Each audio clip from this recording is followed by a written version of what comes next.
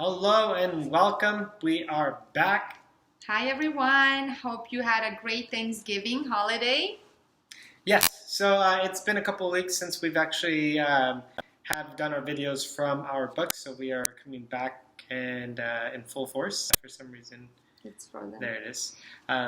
So we've had a couple of different things come up. We did our ayahuasca trip.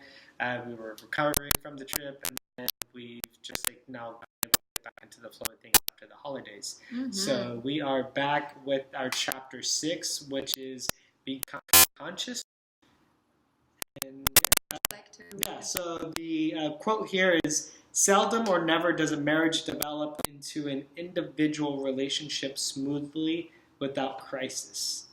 There is no birth of consciousness without pain. And that quote is from C.G. Jung. Yes, and it's amazing because I had some questions about it, like do you really need to be in pain in order to grow? And as I said, different people have different take on it. Some people think that it's not necessary, but in my experience, in our experience, is actually breakdowns are necessary, and they are a kind of a prerequisite to growth, really, because that's where you discover yourself. When there's no breakdowns, when there's no pain, when everything is comfortable, you don't really grow. You don't really kind of go through the comfortable zone, the zone that you already created for yourself that you're in. Yeah, right? And it's perfect too, because it was actually towards the end of this chapter that I just got really present to that there's these patterns that we create to protect ourselves, to live the life of comfortability, and that in order to break that, it takes a level of training yourself newly what a relationship should be like, and really disrupting those I want it now kind of mentalities and attitudes. Yeah, and I'm kind of excited because today we are going to determine if you and us are indeed in a conscious relationship. Yeah. Everybody talks about conscious relationships and conscious partnerships, but here are 10 characteristics that determine if you are indeed in a conscious relationship. So we're going to start with number 1.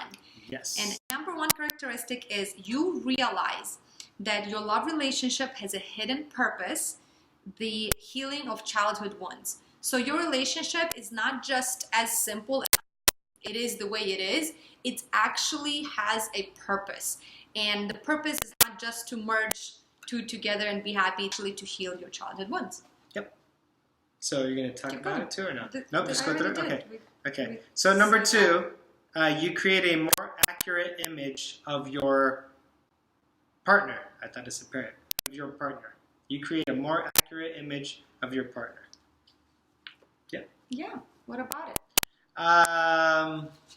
So in a conscious relationship, when you have created a more accurate version, it's going to be not something that's coming all from the past and you're relating to them as, oh, this person reminds me of this ex, or this person reminds me of that person. You're just able to create a clear image of who this person in my love life is for me. Yeah, and also you don't see them as your savior, but rather as another wounded human being, pretty much. Yep. Okay, number 3. You take responsibility for communicating your own needs, desires to your partner. So you don't actually expect your partner to somehow magically meet your needs and to somehow read your mind.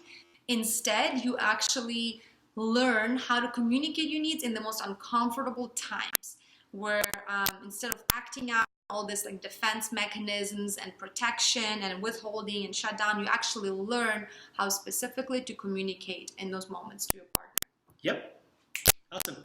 Number 4, you become more intentional in your interactions. And what I see for this one and what it means to me is just in terms of your day-to-day interactions, that there's intentionality behind it. And it's honestly, it's pretty much self-describing on that one. Okay. And yeah, you just start to be more intentional with how you are in your relationship. Okay, number 5, you learn how to value your partner's needs as your own. So you don't, their wishes. So we kind of live in this selfish bubble a little bit. What can the partner do for us? Or are we happy? Are we not happy? And in a conscious relationship, you start valuing their needs as much as you value your own. So the purpose of the relationship is actually to meet their needs. Yep. And then number 6, you embrace the dark side of your personality. And why this is absolutely necessary in a relationship is like, because in those moments where you don't even appreciate the, if you will, your dark side, how could you appreciate that of your partners? So it will definitely be projected as something that you can't be with. So it's just like this, like, this person annoys me. I know Christina does that. She'll shake me by the head or by the neck whenever I do something that she can't be with.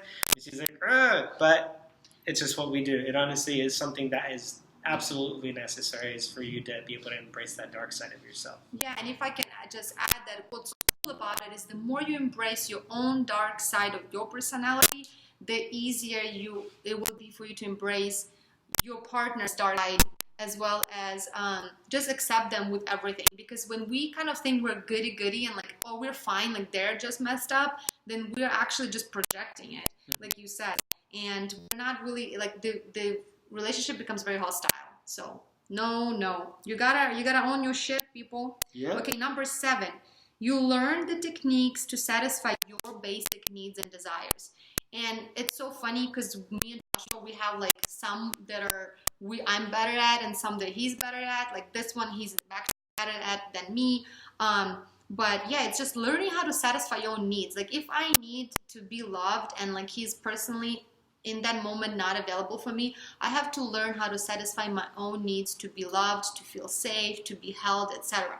That one is definitely a struggle for me, and it's definitely work in progress, but I'm excited for this journey. And yeah, so learning how to satisfy your own needs is number 7. Yes, and for this one, and how this one plays out in our personal lives, is Christina has created a hashtag for me every time she sees me loving on myself. And she says, #love thyself. So number 8, you search within yourself for the strengths and abilities you are lacking. And this is a good one for me to have, because I do not search within for the ability to, what was that last part? You can read it for me. Lacking. Yes, look for the strengths and abilities I'm lacking, because a lot of those, especially in the beginning of our relationship, at least for me, I was counting on her abilities and strengths that I were lacking to kind of make me whole. And this is one of the things where you start to realize that you are becoming conscious for yourself in the relationship, is that you don't rely on the other person to make up in those areas of life where you have not as much strength and abilities. What would it be? Can something come up? Yeah, you're in terms of your personal life and your ability, your professional life, not your personal life, and your ability to powerfully be in communication, and like in terms of being direct and also being proud of who you are. It definitely shows with when you do events for your business or for bold, powerful. And it's funny because it's like, it's something that's dormant in him. It's not like he doesn't have it. We all have those qualities, but they're sleeping. They're like repressed qualities. So, he's attracted me because he kind of suppressed those qualities within him, and now he has this opportunity to actually bring them up to life, right? Yep. And the same with me. Like for me, it's just like being kind of like trusting and helpful and generous. I've kind of suppressed it in some ways, in some areas for my life, and so like now I have an opportunity to actually like really bring them up, and that innocence and that trust in my life.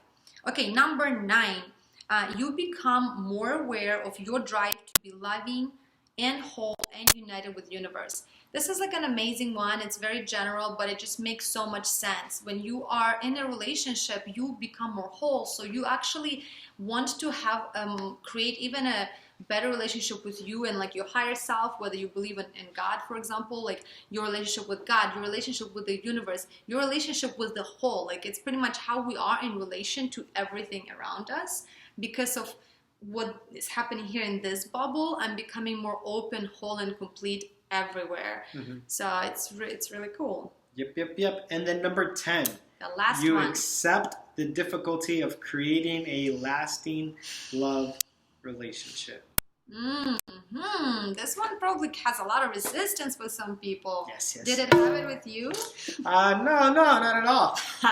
I'm conscious. Just a little. Yeah. No. Definitely. The ability to accept the difficulty of creating, and I don't think they mean well. At least. I don't know, like for me, I don't think it's difficult as in difficulty, but difficult as in there's something that you have to do and forget how you have related to relationships and like really creating that new fondness with this human over there that I love. And what do you think they meant when they say accepting the level that it will be difficult? Like accepting that. What do you think the author meant? Just like being okay with that. Like it's gonna take something. Yeah, absolutely. That this isn't like you don't have to struggle. You don't have to struggle with struggling. Struggling is already as difficult as it is in the relationship. But being able to say, hey, this is expected because this is something that I'm repatterning myself. And honestly, like I really want to give an example. Inside of a conscious relationship, though, yeah, right? well, because yeah, some people probably don't even experience it, like the struggle. Well, yeah. I mean, like it's like how I can actually relate it to the line of work that I do. I'm a massage therapist and energy healer.